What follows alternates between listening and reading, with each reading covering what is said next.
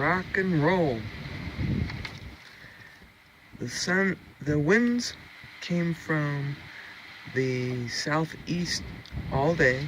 Then they switched. Now they're coming from the southwest. And tomorrow they'll be coming from the northwest. I find that strange. But this is a huge valley. It just goes on and on. And that wind is in gusts of 40 to 50 miles per hour sometimes.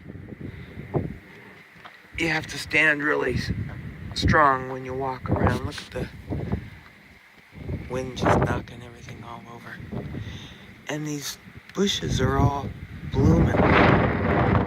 So there's pollen in the air. There's my partner, Mike. This is our last evening here. We've spent 2 weeks, and it's been a joy. I feel very grateful for being allowed to stay here. It's just awesome.